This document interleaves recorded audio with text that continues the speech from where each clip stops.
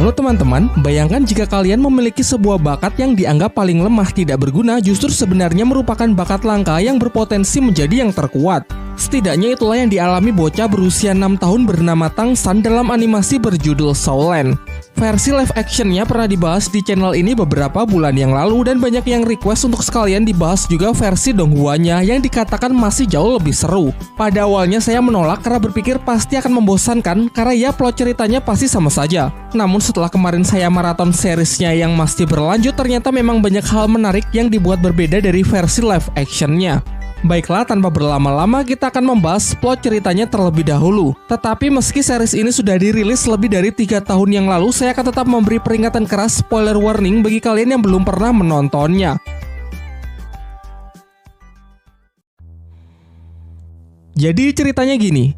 Diceritakan ratusan tahun silam ada seorang pemuda jenius dan sangat berbakat bernama Tangsan. Di usianya yang masih tergolong muda, ia telah berhasil menguasai berbagai macam teknik bela diri tingkat tinggi, beberapa di antaranya adalah mata iblis ungu dan teknik tangan besi. Namun pada suatu hari ia melanggar hukum sektenya dengan menyelinap ke perpustakaan rahasia dan mempelajari teknik terlarang. Alhasil ketika ia ketahuan, ia pun dikejar habis-habisan oleh para tetua sekte yang ingin membunuhnya.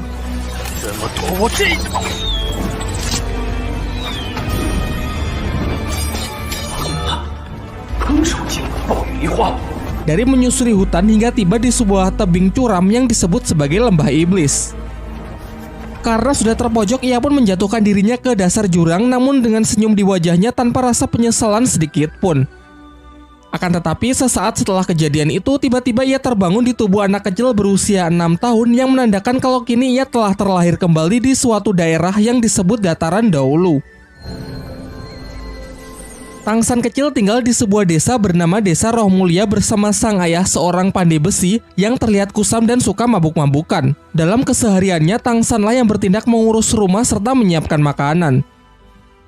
Diceritakan bahwa anak-anak yang sudah menginjak usia 6 tahun akan dikumpulkan oleh sang kepala desa untuk menguji apakah mereka memiliki kekuatan roh pelindung atau tidak. Pengujiannya dilakukan oleh seorang master roh bernama Suyanto yang berasal dari Akademi Roh Pelindung di kota Nauding. Tangsan dan anak-anak lain kemudian diajak masuk ke dalam sebuah ruangan yang merupakan tempat untuk menguji kekuatan roh mereka. Kekuatan roh pelindung sendiri sangat bervariasi jenisnya dan tingkat kekuatannya.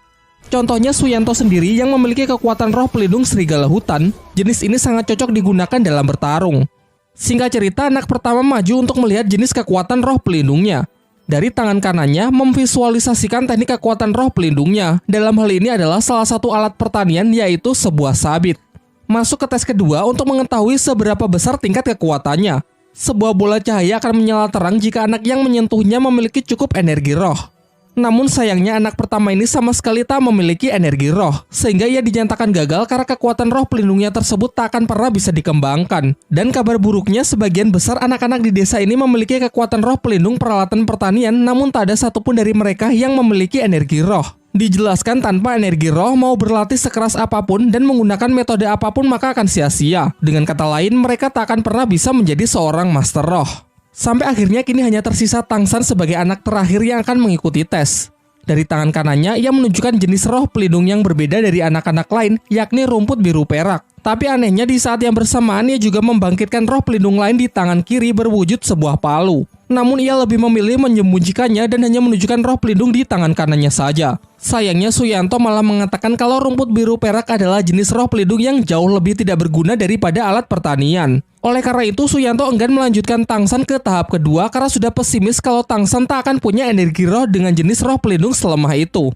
Akan tetapi Tangsan tetap bersikeras agar diizinkan untuk mencobanya terlebih dahulu.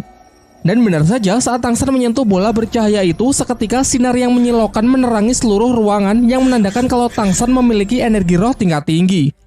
Meskipun bisa dikatakan spesial, namun sang master roh masih pesimis mengingat roh pelindung rumput biru perak memang benar-benar lemah dan tak pernah ada sejarahnya bisa berkembang terlalu jauh. Setelah ujian usai, Pak Kepala Desa memberikan kabar baik bahwa Suyanto meninggalkan undangan kepada Tangsan untuk mendaftarkan dirinya ke Akademi Roh Pelindung di kota Nauding. Sesampainya di rumah, ia kemudian memberitahukan kepada ayahnya dan meminta izin untuk mendaftar di akademi tersebut yang akan diadakan 3 bulan lagi. Namun sayangnya sang ayah dengan tegas menolak tanpa memberikan alasan yang jelas. Masih belum menyerah, Tang San mencoba untuk membujuk ayahnya dengan menunjukkan kekuatan roh pelindung ganda miliknya, yang salah satunya berwujud sebuah palu yang diketahui bernama palu Huotien. Setelah melihat putranya mewarisi roh pelindung rumput biru perak mendiang ibunya serta palu Huotien miliknya, sang ayah pun memulai mempertimbangkan keinginan Tang San tersebut. Dari sini kita pun mengetahui masa lalu dari ibu Tang San yang gugur dalam perang di masa lalu serta sosok ayah Tang San yang ternyata bukan orang sembarangan. Singkat cerita, ayah Tang San berubah pikiran dan mengizinkan Tang San untuk masuk ke akademi tersebut. Namun Tang San harus berjanji untuk tidak memberitahu ke siapapun kalau ia memiliki roh pelindung palu Huotien. Singkat cerita, 3 bulan telah berlalu. Tang San dengan ditemani Pak Kepala Desa pergi ke kota Nauding untuk mendaftarkan dirinya ke akademi tersebut. Di saat yang bersamaan terlihat juga seorang gadis kecil pemilik roh pelindung kelinci merah muda bernama Xiao Wu yang juga hendak ikut mendaftar. Kembali ke Tang San, akhirnya sampailah ia di gerbang masuk akademi. Namun penjaga gerbang di sana tidak mengizinkannya masuk karena tidak percaya dengan Tang San dan kepala desa yang terlihat sangat miskin. Bahkan undangan yang dibawa Tang San pun ia lempar karena menganggap kalau undangan tersebut adalah undangan palsu. Tang San yang sangat kesal karena sudah diremehkan memukul si penjaga gerbang hingga ia terlempar. Ketika perkelahian semakin serius, datanglah salah satu guru akademi yang diketahui bernama Master Xiao. Kemudian Master Xiao memastikan kalau undangan yang dibawa Tang San adalah undangan asli sehingga ia mengizinkannya untuk masuk.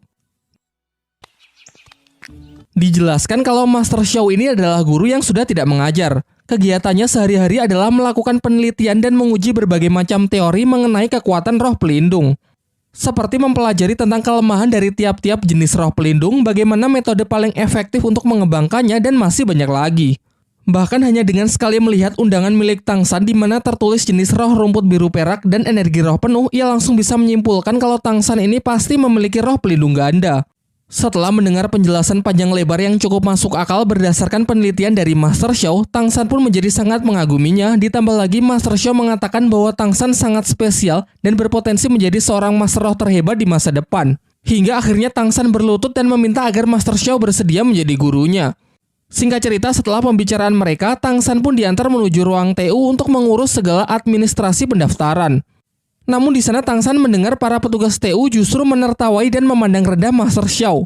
Menurut mereka, Master Xiao hanyalah badut akademi yang kegiatannya cuma mengarang teori-teori aneh. Satu-satunya alasan mengapa guru Xiao masih dihormati hanyalah karena ia merupakan teman dekat dari kepala akademi saja. Meskipun sudah mendengar semua ejekan itu, Tang San tak sedikit pun menurunkan kekagumannya kepada Master Xiao karena Master Xiao satu-satunya orang yang mampu mengetahui kalau dirinya memiliki roh pelindung ganda. Hal ini jelas membuktikan kalau ia memanglah guru yang sangat hebat. Sesampainya ia di asrama, Tang San langsung mendapatkan serangan dari seorang anak bernama Waseng, ketua dari asrama laki-laki di kamar 7.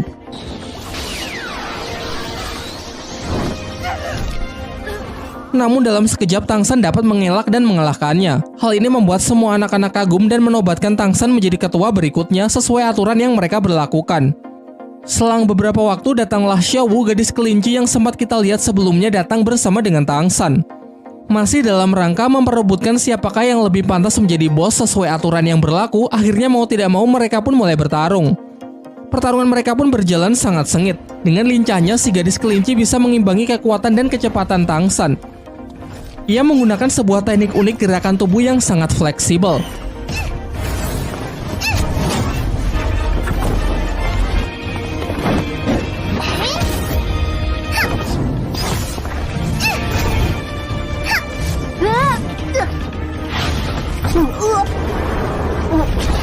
Dalam pertarungan singkat itu, Tang San pun dibuat kalah telak dengan catatan ia masih belum mengeluarkan seluruh kemampuannya. Tetapi itu saja sudah cukup membuatnya sangat terkesan, mengingat teknik unik yang bahkan belum pernah ia lihat di kehidupannya di masa lalu. Dengan kemenangannya ini, Xiao Wu pun menjadi bos baru. Para anak laki-laki secara sukarela menawarkan selimut mereka, namun Xiao Wu malah lebih memilih selimut Tang San yang cukup besar untuk bisa digunakan berdua. Ketika mereka pergi ke kantin, beberapa anak lain mengajak kelompok Waseng. Ternyata di akademi ini beberapa tingkat asrama dibagi berdasarkan status sosial. Adapun anak-anak orang kaya yang mendapatkan tempat VIP seperti hotel. Sedangkan asrama milik Waseng hanyalah asrama biasa untuk anak-anak miskin. Xiao Wu yang kesal sempat ingin memulai keributan, namun beruntung berhasil dicegah oleh Tang San. Keesokan harinya, secara pribadi Tang San menemui Master Xiao untuk menunjukkan roh pelindung palu Huotien di tangan kirinya. Setelah merasa kalau energi roh Tang San sudah cukup untuk bisa naik level, Master Xiao pun mengajak Tang San untuk berburu cincin roh besok. Cincin roh sendiri merupakan item spiritual yang bisa didapatkan dari membunuh siluman roh guna menaikkan level dari seorang Master Roh. Dijelaskan tanpa cincin roh mau berlatih sekeras apapun, seorang Master Roh tak akan pernah bisa naik level. Tetapi di sini Master Xiao melarang Tang San untuk menambahkan cincin roh ke dalam palu Huotian. Ia mengatakan kalau belum saatnya juga Tang San mengetahui alasannya. Menurutnya saat ini akan lebih baik jika Tang San berfokus saja untuk mengembangkan rumput biru perak miliknya. Ia kembali menjelaskan mengenai tipe-tipe kekuatan roh pelindung yang bisa dikembangkan. Misalnya saja tipe binatang roh yang sangat cocok menjadi seorang fighter dalam pertarungan secara langsung. Selain itu juga ada tipe alat roh yang sebagian besar berperan sebagai support. Meski tak jarang juga berbagai peralatan dikembangkan untuk bisa dijadikan senjata yang mematikan. Sementara untuk Tang San sendiri, Master Xiao lebih menyarankannya menjadi tipe pengontrol. Ia bisa mengembangkan sifat lentur dan fleksibilitas rumput biru peraknya menjadi sebuah perangkap yang bisa mendukung tim dalam sebuah pertempuran. Tetapi yang perlu diingat dalam memilih siluman roh juga tak boleh sembarangan, karena harus ada kecocokan dengan jenis roh pelindungnya. Tercatat ada beberapa kasus penolakan dari penyatuan cincin roh yang berakibat pada gagalnya naik level. Singkat cerita, besoknya mereka pergi ke hutan berburu, suatu wilayah di mana banyak siluman roh yang berkeliaran secara bebas. Dalam perjalanan, Master Xiao memberikan sebuah sabuk yang berguna untuk menampung barang-barang bawaan secara praktis. Lalu ia menjelaskan mengenai klasifikasi siluman roh yang bisa dibedakan berdasarkan umurnya. Ada yang berumur ratusan tahun, ribuan tahun, puluhan ribu tahun, dan seterusnya. Semakin tua umurnya, maka akan semakin kuat pula siluman roh tersebut. Dan tentunya semakin kuat seekor siluman roh, maka akan semakin sulit pula untuk ditaklukkan. Sehingga tak jarang banyak Master Roh yang membentuk sebuah tim hanya demi mengalahkan seekor siluman roh saja. Namun yang perlu diingat lagi bahwa seorang Master Roh pemula dengan level rendah, tubuhnya tak akan mampu menampung cincin roh yang terlalu kuat. Dan jika tetap memaksakan diri, maka ia bisa mati. Setelah memasuki wilayah hutan berburu, di sana terdapat banyak orang yang mencari anggota tim untuk diajak bekerja sama berburu siluman roh. Namun Master Xiao menyarankan agar tidak mempercayai siapapun di tempat seperti ini, apalagi dengan orang yang baru dikenal. Lagi pula sebuah tim haruslah memiliki chemistry yang sangat baik dengan kekuatan yang saling melengkapi, bukannya sembarang tim yang dibentuk sehari jadi. Hutan berburu merupakan suatu tempat yang sangat dijaga ketat, sehingga jika ingin masuk harus memiliki ID card sebagai tanda kalau mereka memiliki izin untuk berburu. ID card sendiri memiliki 6 tingkatan yang ditunjukkan secara jelas dari simbol-simbol yang terukir. Simbol-simbol tersebut mewakili ke-6 Master Roh legendaris. Tentu semakin tinggi tingkatan ID card-nya, maka akan semakin banyak pula wilayah hutan yang bisa mereka akses. Dijelaskan kalau ID card tertinggi hanyalah dimiliki oleh Master Roh dengan gelar tertinggi yang disebut gelar Douluo. Sesampainya di dalam, mereka pun mulai melakukan pencarian. Master Xiao mengeluarkan roh pelindungnya yang berbentuk hewan mutasi bernama Liu Shenpao. Kemampuannya adalah memiliki penciuman yang sangat tajam dan dapat melancarkan serangan kentut halilintar. Dijelaskan juga bahwa roh pelindung terkadang juga mampu melakukan mutasi, sayangnya dalam kasus Master Xiao, roh pelindungnya justru bermutasi menjadi lebih lemah. Hal inilah yang membuatnya mentok berada di level 30 dan membuatnya sering menjadi bahan ejekan oleh orang-orang di akademi. Mereka berdua lalu melanjutkan perjalanannya untuk lebih jauh masuk ke dalam hutan. Sempat bertemu dengan siluman roh kucing muda berumur 10 tahun, namun belum cocok jika digabungkan dengan roh pelindung milik Tang San. Selanjutnya ada siluman roh tanaman bambu. Kulitnya sangat keras sehingga sangat baik sebagai skill pertahanan. Meskipun lumayan cocok, namun masih bukan yang terbaik untuk rumput biru perak milik Tang San. Ia menyarankan agar Tang San memilih siluman roh beracun dan memiliki pertahanan yang sangat tinggi. Perburuan mereka pun berlangsung hingga larut malam. Sekelompok siluman serigala yang lapar mengincar mereka, beruntung dapat diatasi oleh kentut halilintar dari Liu Shenpao.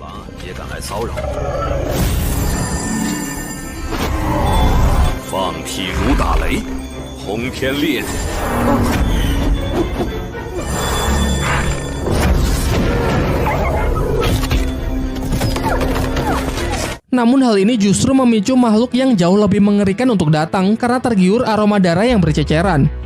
Makhluk tersebut adalah siluman roh yang memiliki wujud ular mendrik beracun berusia 400 tahun, juga merupakan jenis siluman roh dengan racun yang paling mematikan. Walaupun mungkin sangat cocok untuk Tang San, namun Master Xiao mengajaknya untuk melarikan diri karena menghadapi makhluk tersebut dinilai terlalu berbahaya. Liu Shenpao yang mencoba mengalihkan perhatian pun tak luput dari amukan ular beracun tersebut. Hingga saat sudah tergigit, Master Xiao bergegas untuk menariknya kembali. Sadar bahwa mereka tak akan punya kesempatan untuk kabur, Tang San pun memilih untuk menghadapinya. 防御力剑。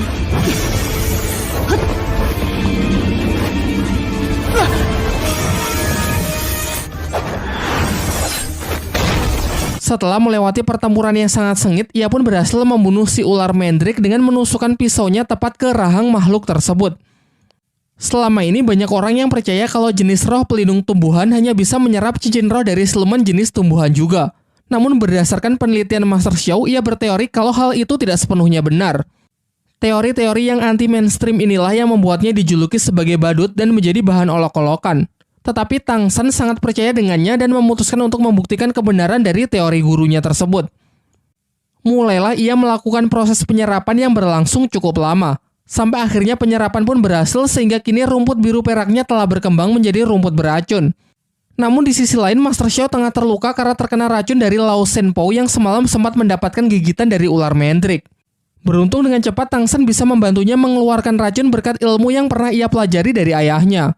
Setelah gurunya siuman, Tang San pun menunjukkan dirinya yang telah berhasil melakukan proses penyerapan cincin roh dan juga telah meng-unlock skill pertamanya, yaitu serangan tali akar beracun dalam radius up to 50 meter. Setelah kembali ke akademi, Master Xiao yang merasa pemulihannya akan memakan waktu cukup lama sehingga untuk sementara tak bisa melatih Tang San, memberikan sebuah buku yang berisi berbagai macam penelitiannya mengenai cara paling efektif untuk mengembangkan kekuatan roh pelindung. Selain itu, ia juga menyuruh Tang San pergi ke gedung cabang Akademi Master Roh untuk mendaftarkan dirinya sebagai Master Roh Cilik. Dengan begitu, ia juga akan mendapatkan tunjangan setiap bulannya. Sesampainya di gedung cabang, ia bertemu dengan kakek Matthew dan juga bertemu kembali dengan Suyanto. Kemudian kakek Matthew mengajak Tang San masuk ke sebuah ruangan untuk mengetes kelayakan Tang San. Hasil tes tersebut sangat mengejutkannya karena mengungkapkan kalau Tang San menggunakan siluman roh ular Mandrake sebagai cincin roh pertamanya. Padahal jenis roh pelindungnya adalah jenis tumbuhan rumput biru perak. Tang San lalu mengatakan bahwa gurunya adalah Master Xiao. Kakek Matthew pun kembali terkejut karena hal ini membuktikan kalau teori-teori yang selama ini dianggap aneh sudah terbukti benar. Dalam perjalanan kembali ke akademi, Tang San melihat orang-orang pandai besi sedang melakukan pekerjaannya yang membuat dirinya tertarik untuk bergabung. Berniat menjadikannya sebagai pekerjaan paruh waktu, ia pun lalu menunjukkan keahlian menempa besinya yang dulu pernah ia pelajari dari sang ayah. Di sisi yang lain terlihat ayah Tang San yang ternyata secara diam-diam selalu mengawasi putranya tersebut. Ia lalu pergi menemui Master Xiao dan memintanya untuk mengambil tanggung jawab menjaga dan menjadi guru pembimbing dari Tang San karena ia akan pergi dalam waktu yang cukup lama demi menyelesaikan sebuah misi rahasia. Dari sini terungkap bahwa ayah Tang San bernama Tang Hao, seorang Master Roh legendaris pemegang gelar Dao Luo yang dijuluki sebagai Master Hou Tian. Sebelum pergi, ia memberikan ID card kekuasaan mutlak kepada Master Xiao yang mungkin nanti bisa berguna. Singkat cerita, 1 tahun pun telah berlalu. Bersama dengan Xiao, ia telah menyelesaikan tahun pertamanya di Akademi Roh. Pada libur tahunan, ia mengajak Xiao mengunjungi rumahnya, namun rumahnya kosong dan terlihat sangat kotor. Kepala desa lalu menjelaskan bahwa sudah sangat lama ayah Tang San pergi meninggalkan desa. Ia menitipkan selembar surat yang berisi kalau ayahnya akan pergi dalam waktu yang sangat lama untuk mengemban suatu misi yang selama ini tertunda. Ia berjanji jika nanti Tang San sudah berhasil menjadi Master Roh yang terhebat, maka pasti mereka akan bertemu kembali. Tang San pun menjadi sangat sedih karena kini ia merasa sudah tidak punya siapa-siapa lagi. Bernasib sama menjadi sebatang kara, ia lalu meminta Xiao bersedia menjadi adiknya dan berjanji akan selalu melindunginya. Setelah itu, ia juga bertekad akan menjadi Master Roh yang paling kuat demi membuat bangga dan membuktikannya kepada sang ayah. Berlatar waktu 5 tahun pasca Tang San berpisah dengan sang ayah bersama adik angkatnya Xiao, kini Tang San remaja telah lulus dari Akademi Naoding sehingga perlu mendaftar ke akademi yang memiliki jenjang lebih tinggi. Begitu banyak pilihan akademi yang bisa mereka masuki, namun Master Xiao menyarankan agar mereka bergabung dengan sebuah akademi bernama Akademi Sri Lanka. Di tengah perjalanan mereka memutuskan untuk singgah di sebuah hotel yang ternyata cuma tersisa 1 kamar. Sebelum Tang San dan Xiao sempat check-in, seorang pria playboy datang dan menyela ingin mendahului Tang San mengambil kamar terakhir tersebut. Diketahui pria ini bernama Dai Mubai. Tang San yang tidak terima karena merasa telah pesan terlebih dahulu membuat suasana semakin memanas dan akhirnya terjadilah pertarungan untuk memperebutkan kamar tersebut.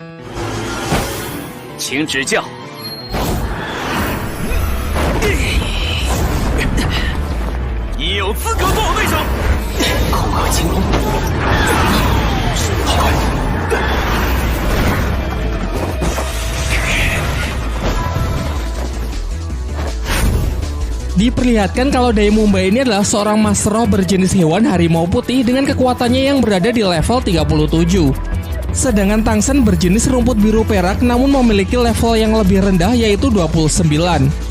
Akan tetapi baik tipe kekuatan roh pelindung maupun perbedaan level yang tak begitu jauh belum cukup untuk bisa menentukan siapa yang lebih kuat.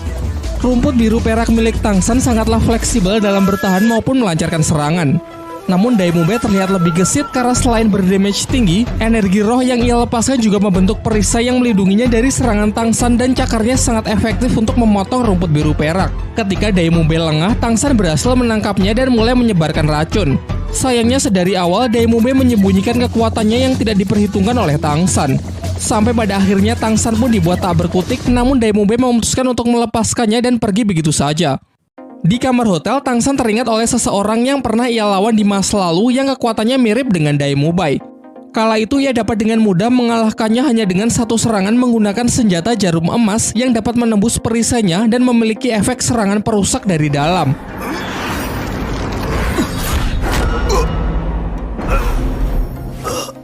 Besoknya Tangsan mengajak Xiao berkeliling untuk mencari material dari senjata rahasianya. Sampailah mereka ke sebuah toko barang antik dan di sana Tangsan melihat bongkahan batu yang istimewa. Si pemilik toko pada awalnya mempermainkan Tangsan dengan memberikan harga yang sangat mahal. Namun setelah ia tahu kalau Tangsan adalah murid dari Master Xiao dengan melihat sabuk hitam yang Tangsan kenakan, ia pun bersedia memberikan batu tersebut secara cuma-cuma. Sekembalinya ke kamar hotel, Tangsan lalu menghancurkan batu tersebut dan membentuknya menjadi beberapa jarum emas lalu menunjukkan sebuah teknik mematikan persis seperti ingatan dari masa lalunya. 我还是没明白，蜷缩起来会有什么效果？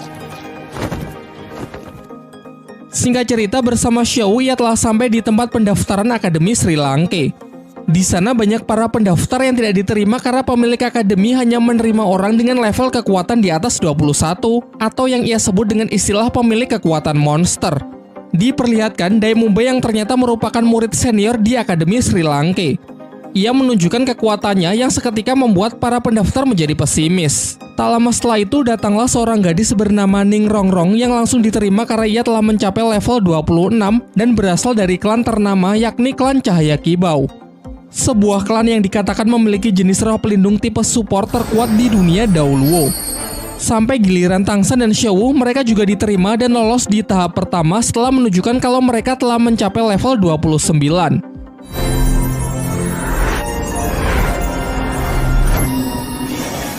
Daimumbai lalu diperintahkan untuk mengantar mereka menuju tes berikutnya karena untuk menjadi murid Akademi Sri Lanka mereka harus lolos dalam 4 tes. Sembari menjelaskan kalau sebenarnya ia tengah mencari seorang pasangan yang serasi dengan roh pelindung miliknya. Karena dikatakan kalau penggabungan dua kekuatan roh pelindung yang serasi akan melahirkan sebuah kekuatan baru yang sangat kuat. Memasuki gedung akademi yang terlihat kurang meyakinkan, Tangsan di sana bertemu dengan seorang pria yang menawarkan sosis bernama Oishike. Oishike merupakan murid Akademi Sri Lanka yang seangkatan dengan Daimumbai dan memiliki kekuatan roh pelindung yang sangat unik yaitu tipe support makanan. Salah satu yang menjadi skill andalannya adalah menciptakan sosis pemulih stamina. Sementara itu, Daimumbai membawa satu pendaftar lagi yang lolos tes tahap pertama yang bernama Suying. Ia telah mencapai level 27 dengan kekuatan roh pelindung jenis hewan kucing neraka. Singkat cerita, diajaklah mereka berempat untuk mengikuti tes terakhir karena kekuatan mereka berempat yang dinilai sudah sangat kuat sehingga tak perlu mengikuti tes kedua dan tes ketiga. Dalam perjalanan, Daimumbai menjelaskan bahwa Akademi Sri Lanka berdiri secara independen tanpa terikat dengan kerajaan manapun. Selain itu, tercatat hanya memiliki 42 murid sejak didirikan 20 tahun yang lalu, sehingga rata-rata hanya menerima 2 murid saja per tahun. Kedua hal inilah yang menjadi alasan mengapa akademi ini sangatlah miskin. Sang kepala akademi memegang prinsip bahwa lebih baik akademinya ditutup daripada hanya menerima orang-orang lemah. Bahkan akademi juga memiliki standar yang tinggi dengan menargetkan bahwa seorang siswa harus bisa mencapai level lebih dari 40 sebelum berusia 20 tahun. Hanya sedikit orang yang berhasil lulus dari akademi, sisanya bahkan ada yang mati saat berburu siluman roh demi berusaha meningkatkan level. Daimumbai lalu memperkenalkan para calon murid baru dengan salah satu guru yang dipanggil Guru Zhao, seorang master roh yang sudah mencapai level 76. Karena terlalu bersemangat melihat para murid baru di tahun ini yang lumayan berpotensi, Guru Zhao pun mengubah tes ke tahap keempat yang awalnya pertarungan melawan Daimumbai, kini justru ia ambil alih. Dengan kata lain, mereka berempat harus bertarung melawan Guru Zhou di tes kali ini. Guru Zhou merupakan Master Roh yang telah mencapai level 76 dengan kekuatan roh pelindung tipe hewan beruang berbulu emas, memiliki pertahanan super kuat, dan dikatakan sama sekali tidak punya kelemahan. Kemudian Guru Zhou menyampaikan aturan, yaitu jika mereka bisa bertahan sampai satu dupa habis terbakar, maka mereka akan dinyatakan lolos. Namun sebaliknya, jika mereka tidak bisa, maka mereka harus pulang. Ia lalu memberikan waktu kepada Tang San dan yang lainnya untuk saling bekerja sama dan berdiskusi sebelum pertarungan dimulai. Tang San pun menginisiasi untuk membuat rencana kerjasama, dimulai dari memperkenalkan kekuatan mereka masing-masing. Su Ying memiliki roh pelindung bernama kucing neraka bertipe assassin yang mengandalkan kecepatan tinggi. Sedangkan Ning Rongrong adalah tipe support yang memiliki roh pelindung berwujud pagoda cahaya 7 bintang. Dua skillnya yaitu memberikan buff kecepatan dan kekuatan 30% kepada target yang ia kehendaki. Setelah formasi terbentuk, pertarungan pun dimulai.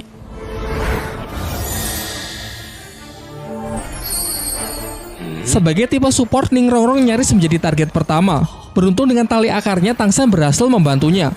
Dilanjutkan dengan kombinasi serangan mereka bertiga untuk menjatuhkan Guru Zhou. Menggunakan strategi super ofensif, pihak Tang San tidak memberikan sedikit pun lawannya untuk melancarkan serangan balasan. Namun sayangnya pertahanan dari Guru Zhou benar-benar tidak tertembus. Lanjut ke pola serangan kedua, kali ini mereka mendapatkan buff dari Ning Rongrong untuk menggempur Guru Zhou dengan serangan berkecepatan tinggi. Sejauh ini serangan-serangan mereka masih belum berarti apa-apa bagi Guru Zhou. Bahkan parahnya sejauh ini Guru Zhou sama sekali belum menggunakan kekuatan roh pelindungnya.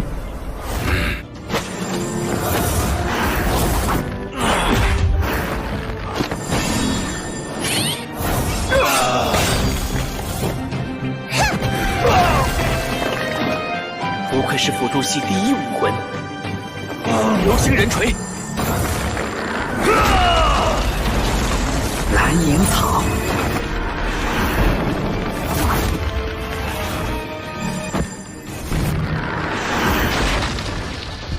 Fatality. Sampai ketika Tang San berhasil mendesaknya menggunakan penjara tali akar beracun, akhirnya memaksa Guru Zhou untuk serius. Ia pun menunjukkan kekuatan roh pelindungnya yang sontak membuat keadaan menjadi berbalik.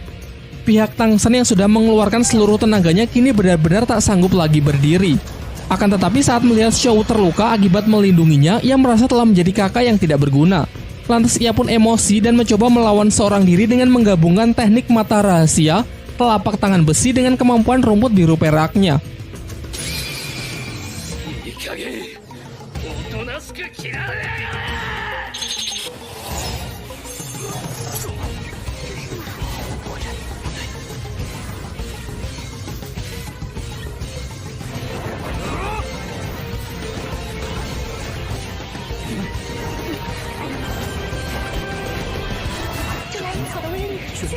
Terbukti cara ini cukup efektif untuk bisa sedikit mengimbangi Guru Zhou. Tetapi Guru Zhou kembali mengamuk dengan melepaskan skill cincin roh keempatnya yang berumur puluhan ribu tahun. Teknik tersebut dapat meningkatkan kekuatan gravitasi di area yang ia kehendaki. Sementara Tang San yang tak berhenti berpikir sedikit belajar dari pertarungan melawan Dai Mubai kemarin. Ia memanfaatkan skill kedua yang bernama Rotan Hantu, yaitu kemampuan parasit rumput biru peraknya untuk membatasi pergerakan dari Guru Zhou. Dan akhirnya dengan usaha yang keras, ia dapat menembus pertahanan dari teknik perisai roh pelindung tipe hewan tersebut. Guru Zhou yang mulai kewalahan menggunakan skill dari cincin roh kelimanya, yaitu gravitasi super kuat Black Hole. Di puncak pertarungan karena benar-benar sudah terpojok, Tang San pun terpaksa menggunakan kekuatan dari roh pelindung keduanya, yaitu hantaman keras palu Hotien yang sama sekali tak bisa ditangkis. Dai Mubai lalu memanggil Oishiki untuk mengeluarkan sosis pemulihannya guna mengobati semua orang yang sedang terluka. Pasca duel yang sangat sengit tersebut, Guru Zhou mengakui kehebatan dari Tang San dan memutuskan untuk meluluskan mereka semua dalam tes kali ini. Selain itu, Tang San juga membantunya mengeluarkan jarum beracun yang tertanam di tubuh Guru Zhou.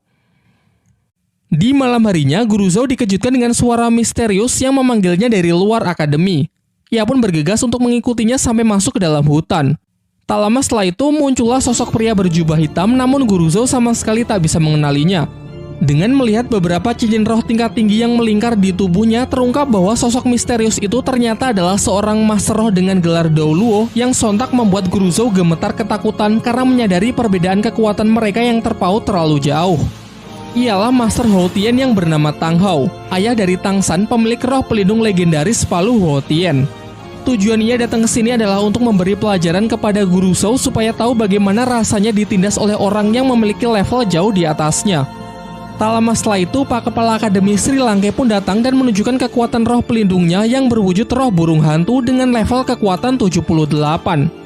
Ia bernama Flander. Namun di sini ia langsung menyadari kalau orang di depannya adalah Tang Hou, orang terkuat bergelar Douluo. Ia pun langsung menunjukkan rasa hormatnya. Tetapi Tang Hou yang terlanjur emosi karena Guru Zhou telah berani mengganggu putranya, ia pun memberinya pelajaran serupa agar tidak menindas orang yang lebih lemah.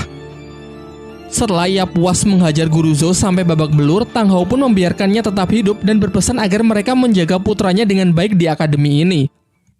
Keesokan harinya diperlihatkan Tang San yang sudah siuman dari pingsannya, ditemani seniornya Oishike yang semalaman menjaganya. Ia lalu menawari Tang San untuk memakan sosisnya untuk mempercepat proses penyembuhan. Namun Tang San menolaknya dan lebih memilih untuk melakukan kultivasi. Setelah kondisinya membaik, Tang San pergi ke tempat pertarungan sebelumnya. Di sana ia membersihkan belasan jarum beracunnya yang sempat ia gunakan untuk melawan Guru Zhou.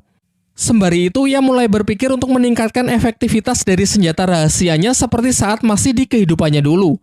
Karena pasti di masa depan ia akan bertemu dengan orang-orang yang jauh lebih kuat. Kemudian ia bergegas pergi ke kamar Xiaowu untuk melihat kondisinya yang ternyata juga sudah membaik. Kemudian Tang San meminta maaf karena kemarin ia tak bisa menepati janjinya untuk melindungi Xiaowu. Tetapi Xiaowu sama sekali tak menyalahkan Tang San karena memang Guru Zhou lah yang terlalu kuat. Saat tengah berkeliling desa, di tengah jalan mereka menyaksikan pertengkaran seorang laki-laki gendut dengan pacarnya. Diketahui bahwa pria ini juga merupakan murid Akademi Sri Lanka yang seangkatan dengan Oishike dan Dai Mubai yang bernama Mang Houjun. Xiaowu yang merasa geram melihat perbuatan kasar Mang Houjun terpaksa ikut campur. Begitu pula Tang San yang ingin melindungi adiknya. Karena merasa kesal dengan orang-orang yang berani mencampuri urusannya, ia pun memulai pertarungan. Mang Houjun ini memiliki level yang setara dengan Tang San, dengan kekuatan roh pelindung jenis hewan yang sangat istimewa, yaitu kekuatan Phoenix Api. Berdasarkan apa yang telah diajarkan oleh Master Xiao, hewan jenis Phoenix termasuk jajaran hewan terkuat yang memiliki serangan yang sangat bagus. Skill pertamanya adalah roh Phoenix berwujud ayam merah yang terlihat imut, namun ledakannya memiliki daya hancur yang lumayan besar.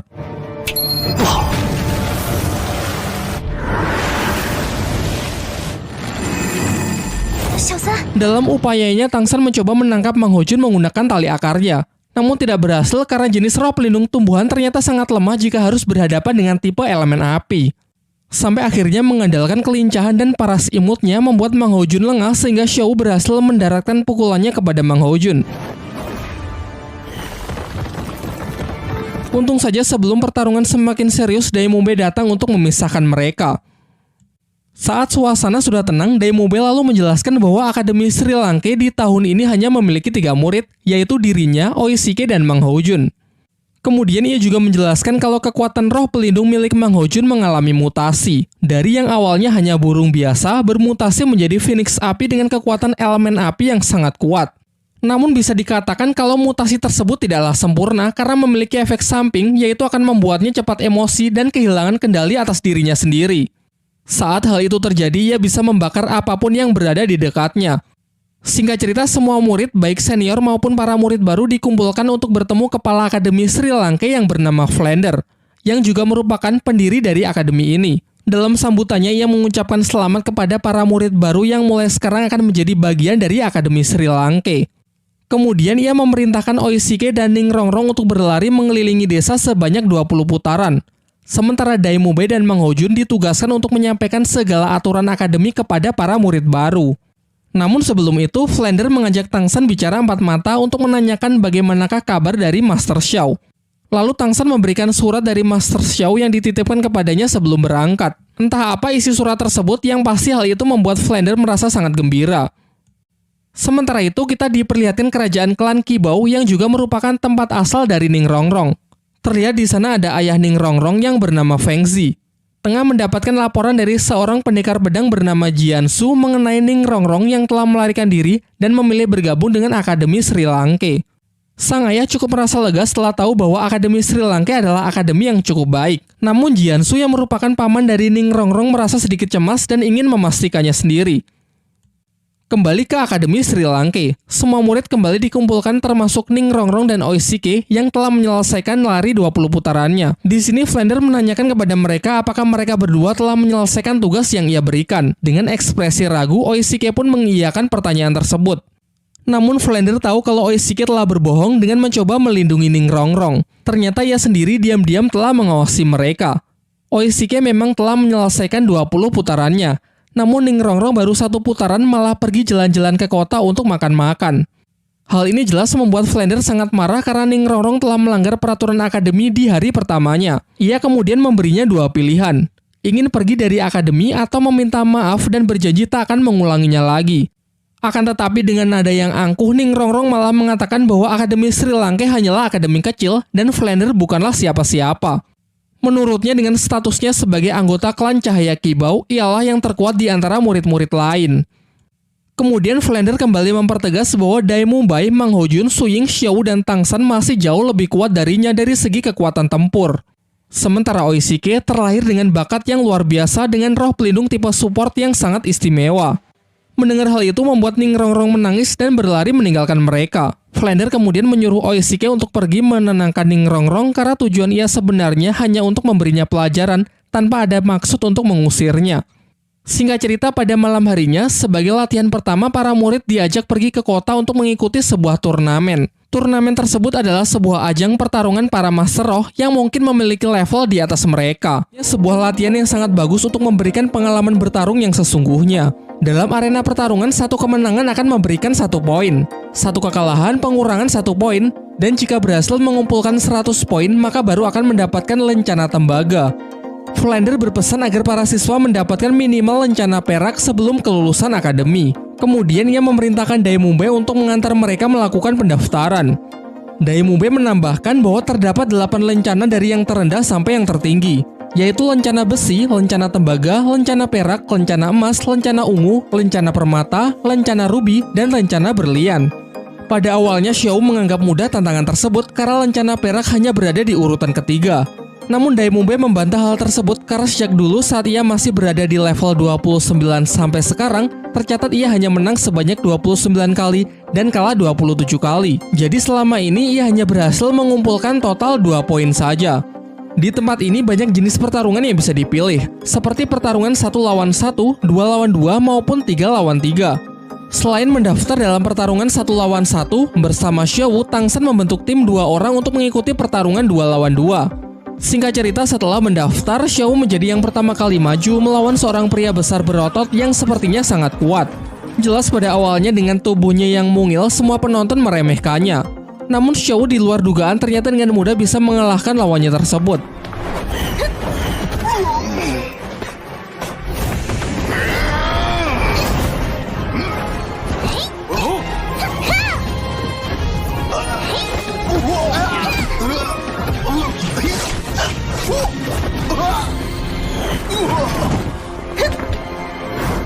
Pertarungan berikutnya adalah Tangsan melawan Suying. Tentu karena pemilihan peserta yang random, secara kebetulan ia mendapatkan lawan dari teman akademinya sendiri. Setelah wasit memberikan aba-aba, Tangsan pun langsung menyerang menggunakan rumput biru peraknya untuk berusaha menangkap Suying. Akan tetapi Suying yang basically adalah petarung yang sangat mengandalkan kecepatan, bisa dengan mudah menghindari satu persatu kejaran tali akar milik Tangsan. Di beberapa kesempatan Suying juga berusaha mencari celah untuk mendekati Tangsan. Sementara menanggapi hal itu, Tangsan masih bisa bertahan menggunakan mata iblis ungu guna mengimbangi kecepatan dari Suying. Masih terus berupaya menjaga jarak, ia mulai mengubah pola serangannya dengan menciptakan sebuah sangkar untuk mengatasi pergerakan Suying yang begitu cepat. Sayangnya Suying tak memperhitungkan bahwa ini bukan sekedar sangkar yang digunakan untuk membatasinya, melainkan upaya Tangsan untuk memperluas jangkauan serangan agar ia bisa melancarkan serangan dari udara. Alhasil Suying pun tak cukup kuat untuk bisa meloloskan diri sehingga Tangsanlah yang keluar sebagai pemenangnya. Pertarungan selanjutnya adalah pertarungan 2 lawan 2 antara tim Wusan, Xiao Tangsan melawan tim Besi Darah, yaitu 2 pria bersaudara dengan masing-masing senjata palu besar. Dengan chemistry yang bagus, Xiao maju sebagai penyerang sementara Tang San bertugas melindunginya dan berusaha mengontrol jalannya pertarungan. Namun jelas tak semudah itu. Menurut Tang San, serangan palu mereka mirip dengan miliknya, hanya saja tidak lebih kuat tetapi pergerakan ayunannya yang jauh lebih cepat, yang bahkan tak sanggup ia tahan menggunakan rumput biru peraknya.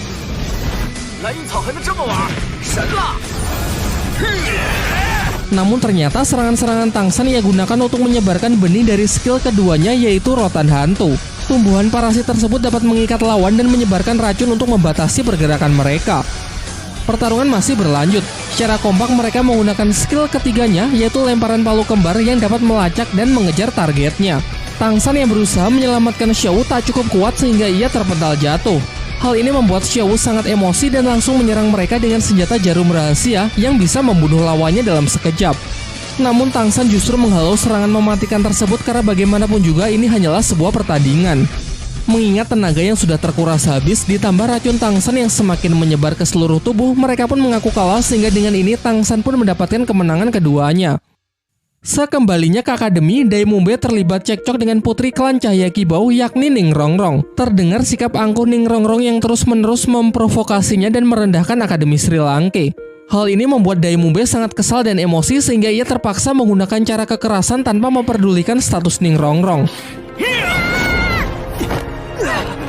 Beruntung seketika itu juga Tang San datang dan berhasil menenangkannya. Namun kejadian itu tak membuat Ning Rongrong jerah dan justru meminta Tang San agar membantunya menghabisi Dai Mumbe dengan imbalan 100.000 koin emas.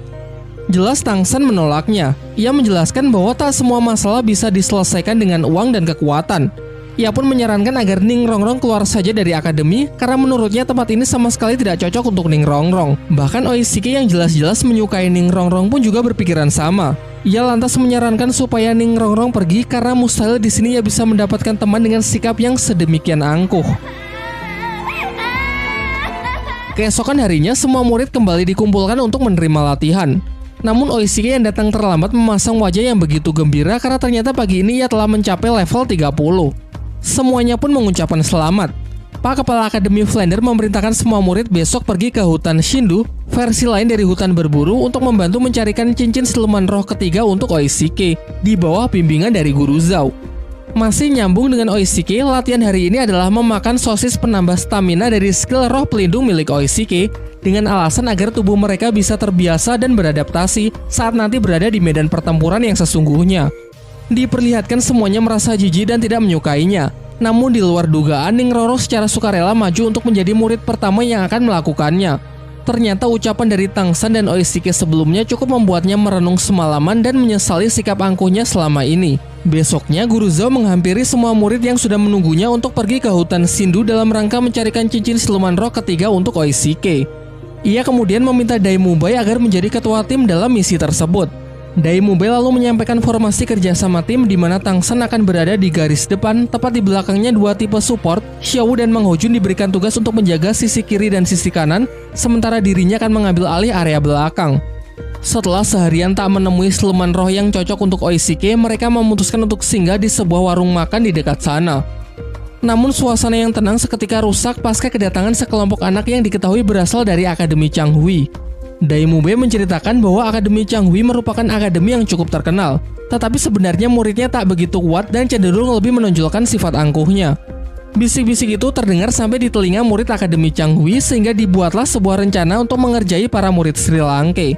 Seorang anak kemudian berjalan ke arah mereka dan secara sengaja menyenggol pelayan yang tengah membawa makanan.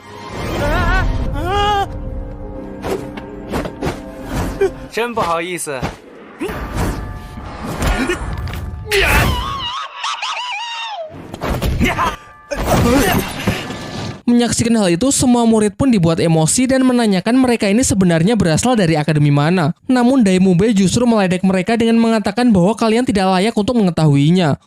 Jelas hal itu membuat mereka semakin marah dan serentak maju untuk menyerang. Sementara pihak Dai Mumbe cukup Xiao sajalah yang turun tangan memberi pelajaran mereka semua.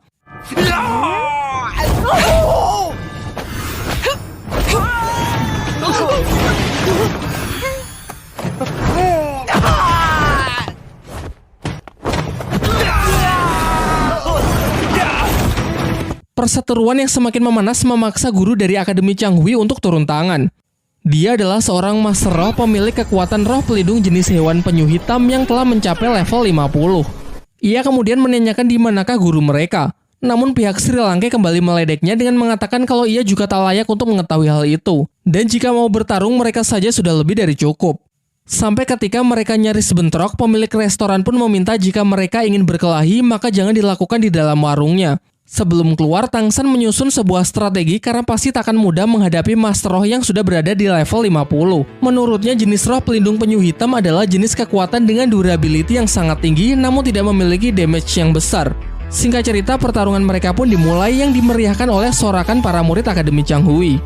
Serangan pertama dimulai dari skill pukulan gelombang udara dari Dai Mubai, disertai tembakan api Mang Ho Jun di sisi kanan dan didukung oleh rumput biru perak milik Tang San untuk membatasi pergerakan lawannya.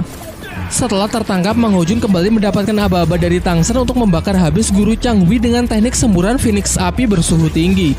Sayangnya perkiraan Tang San tak sepenuhnya benar. Guru Akademi Changhui memiliki skill serangan nafas dingin yang luapannya sanggup membekukan udara dalam sekejap. Su Ying yang mencoba mengambil kesempatan untuk melancarkan serangan jarak dekat justru tangannya terjebak dalam kubah es. Beruntung dengan refleks Dai Mubai segera mendekat untuk menghancurkan kubah tersebut. Dilanjutkan dengan Tang San yang kembali berusaha mengikat lawan, dikombinasikan dengan api Mang Ho Jun. Dai Mubai yang sempat terpengaruh provokasi mengambil resiko untuk menyerang yang mengakibatkan radang dingin di tubuhnya semakin parah. Sementara itu Mang Ho Jun kembali beraksi dengan semburan Phoenix api untuk menghalau serangan nafas es yang mengarah langsung ke Dai Mubai sehingga terjadilah bentrokan antara dua elemen yang saling bertolak belakang.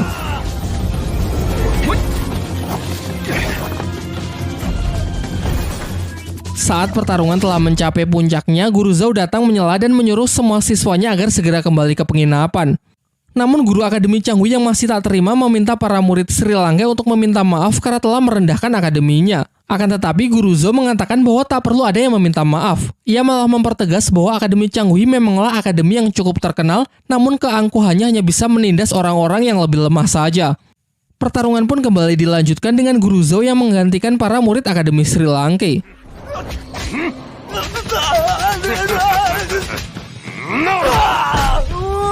Dalam sekejap ia bisa menghajar habis-habisan guru Akademi Changhui bahkan tanpa melibatkan kekuatan roh pelindungnya.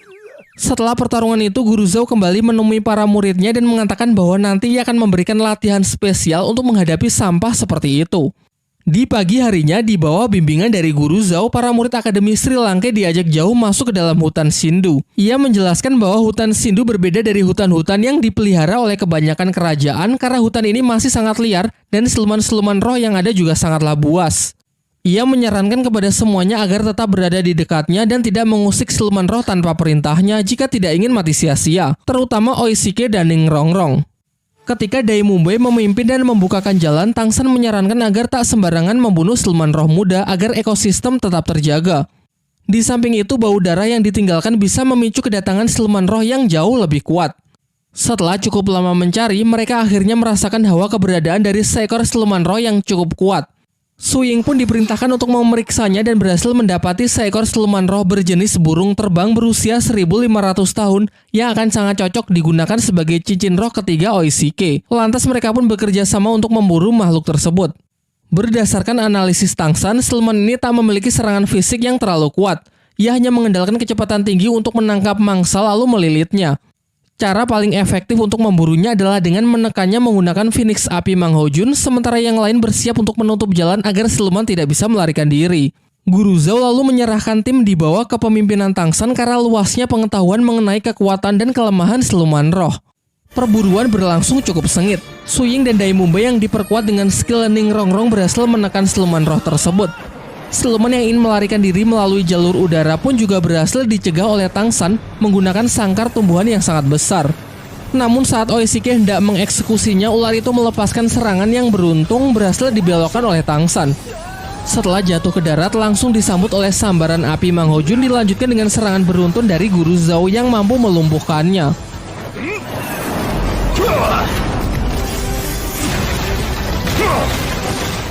Guru Zhao lantas segera menyuruh Oishike untuk mengambil cincin rohnya, akan tetapi tiba-tiba datang seorang nenek bersama cucunya yang mengklaim bahwa siluman roh ular terbang adalah miliknya yang akan menjadi cincin roh ketiga untuk cucunya. Hal itu karena ialah yang pertama kali menemukannya, dibuktikan dengan serangan tongkat yang ia goreskan ke perut siluman tersebut. Menanggapi hal itu, Guru Zhou tidak bertindak gegabah karena nenek itu merupakan salah satu senior Master Roh yang bernama Cao Tianxiang. Di dunia persilatan ia merupakan Master Roh yang sangat disegani. Bersama pasangannya yakni bangsawan naga Mengsu, mereka menjadi duo maut terkuat yang dikatakan mampu menandingi seorang Master Roh bergelar Dou Luo. Walaupun begitu, Guru Zhou masih bersikeras untuk menolak memberikan siluman roh tersebut. Ia beralasan meski Cao Tianxiang yang menemukannya terlebih dahulu, namun ialah yang berhasil menangkapnya. Sampai akhirnya diputuskan untuk menggunakan hukum Master Roh guna menyelesaikan permasalahan ini. Hukum itu menyatakan bahwa sesama Master Roh harus saling bertarung demi memperebutkan siluman roh, sehingga Oishike ditantang untuk menghadapi cucunya yang bernama Meng Yiran, Master Roh level 30. Namun Guru Zhou menolak mengingat muridnya merupakan Master Roh bertipe support. Mendengar hal itu, tiba-tiba dari belakang Tang San maju dan menyatakan bahwa ia bersedia mewakili Oishike untuk bertarung melawan Yiran. Sang nenek pun sepakat karena mengetahui kalau Tang San masih berada satu level lebih rendah dari cucunya, terlebih lagi roh pelindungnya hanyalah rumput biru perak. Singkat cerita, pertarungan pun dimulai. Diremehkan di awal menjadi keuntungan bagi Tang San untuk bisa melancarkan serangan kejutan.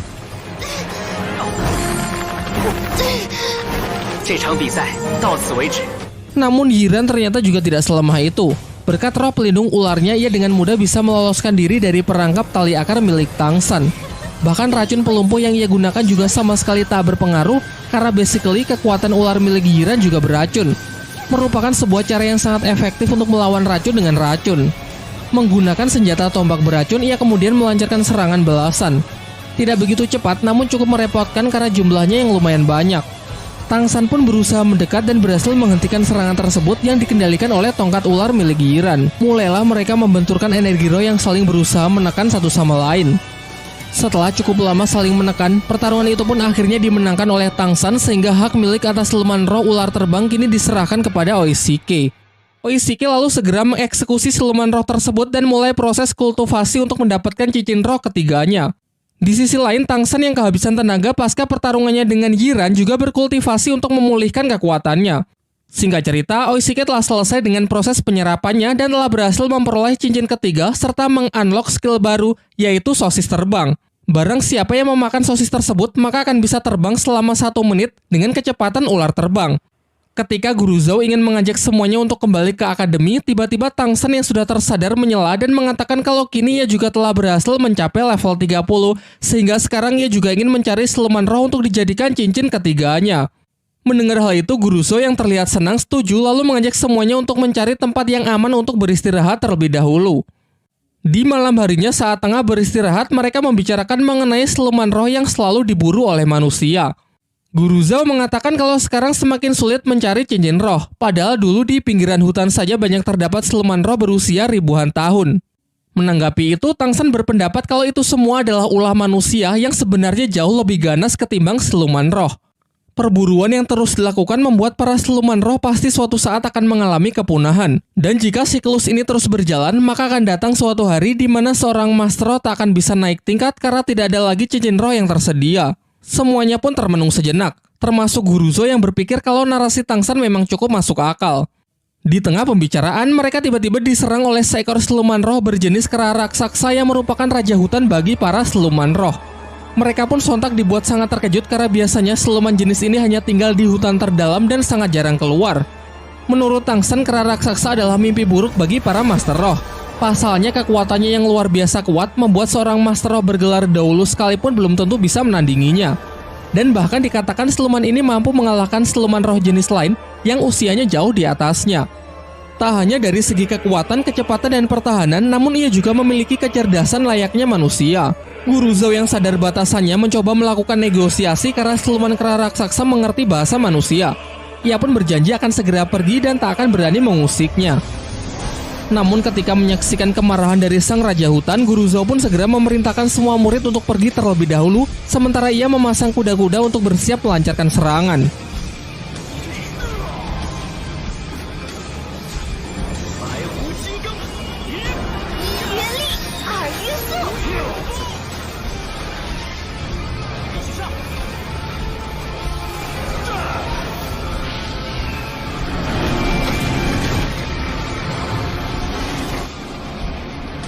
Hingga saat amukannya menghempaskan mereka semua, menjadikan kesempatan yang bagus untuk bisa melarikan diri.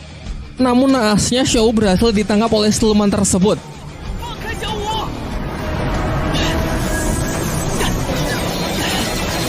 Guruzo yang melihatnya sangat emosi dan benar-benar all out menggunakan skill dari cincin roh ketujuhnya.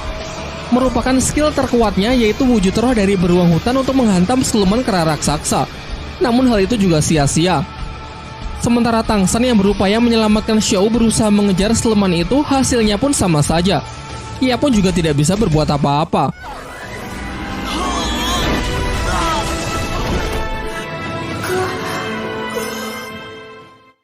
Dengan rasa kecewa yang amat mendalam, mereka semua pun beristirahat untuk memulihkan kondisi pasca insiden tersebut.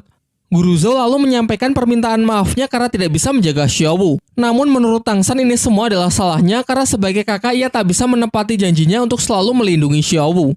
Ia yang masih belum menyerah meminta sosis terbang dari Oishike untuk mengejar Xiao meskipun sebenarnya kondisi Tangsan sekarang tidak memungkinkan lagi. Usahanya tersebut didukung oleh Ning Rongrong yang memberi buff kekuatan dari skill roh pelindungnya. Guruzo yang awalnya dikira marah justru meminta Oishike untuk memberikan sosis terbang kepada yang lain dan menginisiasi untuk segera menyusul guna membantu Tangsan. Sementara itu nasib Xiao yang dibawa kabur oleh siluman kera raksasa ternyata tak seburuk apa yang dipikirkan guru dan teman-temannya. Ternyata mereka berdua sudah saling mengenal satu sama lain. Xiao memanggilnya dengan nama Erming. Langsung saya sampaikan spoiler di sini ya. Xiao ini sebenarnya bukanlah manusia, melainkan jelmaan dari siluman roh berusia ratusan ribu tahun yang telah berevolusi menjadi manusia. Ia kemudian meminta Erming untuk menjaganya sejenak karena ia akan melakukan kultivasi untuk mendapatkan cincin roh ketiganya. Berkat statusnya sebagai mantan siluman roh, Xiao memiliki kemampuan untuk menyerap cincin roh siluman tanpa harus membunuh mereka. Di sisi lain, Tangsan yang mengejarnya kehabisan waktu terbang sehingga terjatuh ke dalam hutan sebelum bisa menemukan Xiao. Selain itu, kondisinya juga semakin buruk karena sebelumnya ia juga sudah terluka. Sialnya, ia malah bertemu dengan siluman roh buas berjenis laba-laba berwajah manusia.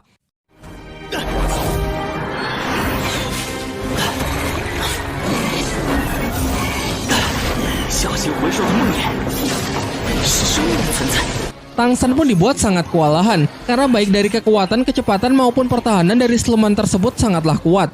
Ditambah lagi makhluk ini memiliki racun yang sangat mematikan. Di tengah pertarungan tersebut, Tangsan teringat ucapan dari Master Xiao bahwa siluman laba-laba berwajah manusia merupakan jenis siluman roh yang akan sangat cocok untuk Tangsan. Namun akan sangat berbahaya mengingat kekuatan serta racun yang mematikan yang dimilikinya.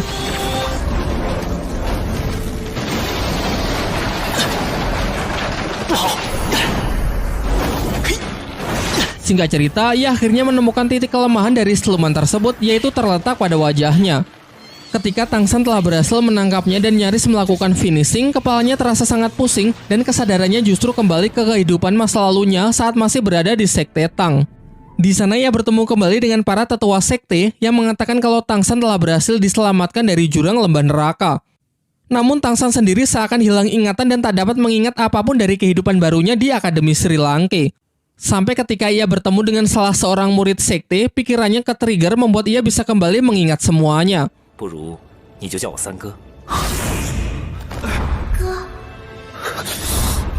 Ia pun lantas bertekad kembali ke kehidupannya di Akademi Sri Lanka karena teringat Xiao yang harus segera diselamatkan.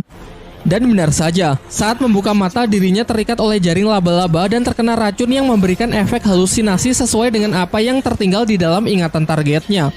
Tangsan pun kembali melakukan perlawanan dan akhirnya berhasil melepaskan diri dari ikatan jaring laba-laba tersebut. Karena benar-benar sudah terdesak, ia tak punya pilihan lain selain menggunakan kekuatan roh pelindung di tangan kirinya, yaitu Palu Houtian untuk menghantam keras makhluk jahanam tersebut. Sampai akhirnya setelah berusaha keras, ia dapat membuka pertahanan si laba-laba lalu segera mengeksekusinya. Sebelum memulai proses penyerapan, Tangsan beristirahat sejenak untuk mengeluarkan racun yang semakin menyebar ke seluruh tubuhnya. Namun tiba-tiba ia dikejutkan oleh kedatangan beberapa orang yang ternyata mereka adalah pasangan ular naga Mengsu bersama cucunya Meng Yiran. Secara kebetulan lagi ternyata siluman laba-laba itu adalah incaran cincin roh ketiga untuk Meng Yiran. Mereka pun jelas sangat marah karena Tangsan telah menggagalkan perburuan siluman roh untuk cucunya sebanyak 2 kali. Namun di sisi lain Mengsu juga sangat terkejut setelah tahu bahwa Tangsan sanggup membunuh siluman laba-laba itu seorang diri. Kemudian Tangsan menyampaikan pembelaannya bahwa ia juga terpaksa membunuhnya. Tadi ia hanya berusaha membela diri karena tiba-tiba siluman itu menyerangnya. Mengsu yang tak memperdulikan alasan Tangsan memberinya pilihan yang sulit. yaitu jika Tangsan bersedia bergabung dengan keluarganya, maka ia akan membiarkan Tangsan tetap hidup dan mempersilakannya untuk menyerap cincin roh dari siluman laba-laba tersebut. Namun Tangsan dengan tegas menolak tawaran itu. Pasalnya, seseorang yang telah bergabung dengan suatu keluarga maka harus mengabdikan seumur hidupnya untuk keluarga tersebut. Sementara dirinya adalah tipe orang yang lebih suka bebas tanpa terikat oleh pihak manapun. Diperlihatkan secara diam-diam Tangsan bersiap dengan busurnya untuk berencana menyandera Yiran, karena mustahil ia bisa menang melawan dua orang legend di hadapannya. Merasa tawarannya tak dihargai, Meng Su pun semakin murka. Ia lalu memberi kesempatan terakhir untuk Tangsan untuk menebus kesalahannya yang telah 2 kali mengagalkan kenaikan tingkat dari cucunya. Untuk itu Tangsan diperbolehkan pergi, tapi dengan meninggalkan satu lengannya sebagai bentuk kompensasi. Masih mencoba bernegosiasi, Tangsan mengatakan akan bersedia bergabung dengan keluarga mereka, namun dengan satu syarat, yaitu mereka harus membantunya mengalahkan seekor siluman roh yang telah menculik Xiaowu. Awalnya mereka mengentengkan syarat itu karena mudah baginya kalau hanya membunuh satu siluman saja. Akan tetapi ekspresi mereka langsung berubah ketika Tangsan mengatakan kalau siluman roh yang dimaksud adalah siluman Raja Kera Raksasa. Mereka malah menuduh kalau Tangsan sengaja menjebaknya, karena berhadapan dengan makhluk itu maka sama saja dengan bunuh diri. Bahkan dikatakan kalau Master Roh bergelar Daulo pun belum tentu sanggup mengalahkannya. Karena keduanya tak bisa memenuhi syarat yang ia berikan, Tangsan pun enggan untuk bergabung dan dengan tegas mengatakan kalau mereka ingin lengannya maka silakan ambil saja sendiri. Saat posisi Tangsan sudah benar-benar terdesak, beruntung Guru Zhou dan teman-temannya datang tepat waktu untuk menghentikan kakek Meng Su. Guru Zhou jelas tahu batasannya yang tak mungkin bisa menang jika duo maut itu sudah bersatu. Ia lantas mencoba bernegosiasi dengan mengajak Meng Su untuk bicara empat mata. Setelah pembicaraan singkat mereka, seketika ekspresi kejam dari Meng Su berubah menjadi lebih hangat. Dari Guru Zhou, ia kini tahu kalau Tangsan adalah murid dari Master Xiao, orang cerdas yang menciptakan banyak teori di dunia roh.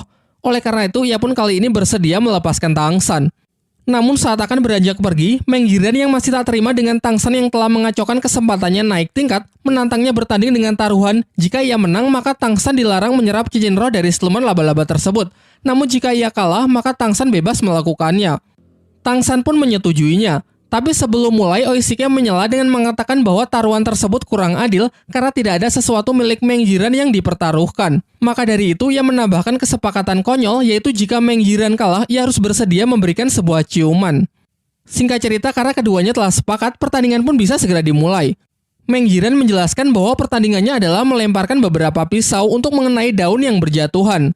Pemenang ditentukan dengan membandingkan banyaknya jumlah daun yang bisa mereka tangkap. Diperlihatkan dengan cepat Meng Yiran melemparkan pisau-pisaunya secara akurat sehingga setiap pisaunya berhasil menangkap satu daun tanpa ada yang miss.